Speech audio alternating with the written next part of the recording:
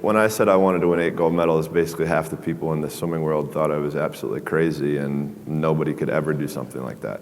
But for me, I was somebody who believed in it and somebody who believed in the process of getting there. I knew it wasn't going to happen overnight, like I said before, but every little small thing that we did was a small stepping stone in order to even be able to have that chance and that opportunity to do what I did in 2008. So, when I say from 2002 to 2008 was basically trial and error.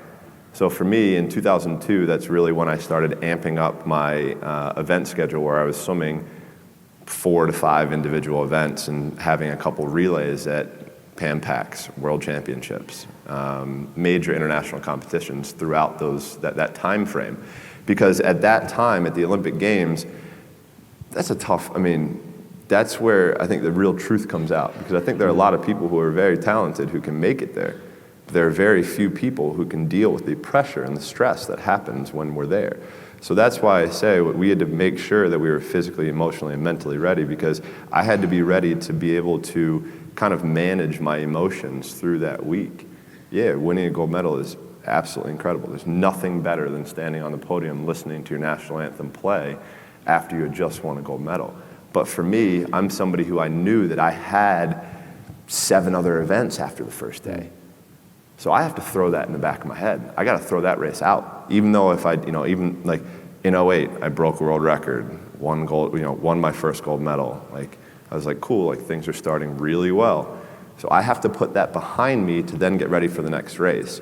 And on top of that, I have to make sure I'm eating the right amount, I'm sleeping the right amount, my body is as fresh as I can possibly be. So that means sitting in an ice tank, getting massages, getting stretched, all of these small things that end up adding up to the major end result. And that was something that we learned through that process. So for us, we always also tried to compare.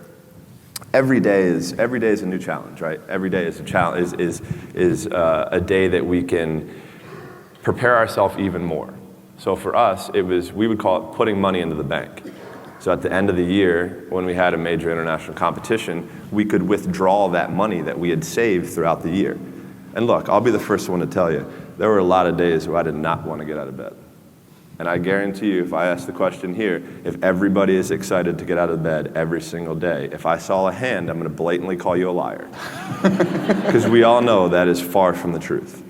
But if you have those little small goals, those little small things that get you excited when you don't want to, it's going to make it even better and even easier at the end when you're getting ready for a presentation or the end of the year or this or that, whatever event you're leading up to. It's going to make it so much easier. And I think if you look at the greats in anything in any walk of life, the greats do things when they don't always want to. And that's the separation. For me, that's what I've found. Because I can sure as hell tell you that there were days where I hated my coach. There were days where we got in fights, we got in arguments, we couldn't stand what we were doing. I would do things purposely to piss him off, but that's a different story. But, I think that was just really how we worked. Like, he was somebody who was so perfect for me that if I ever would have swam for anybody else, I never would have had the chance to do what I did, because he challenged me in ways and forced my mind to think differently.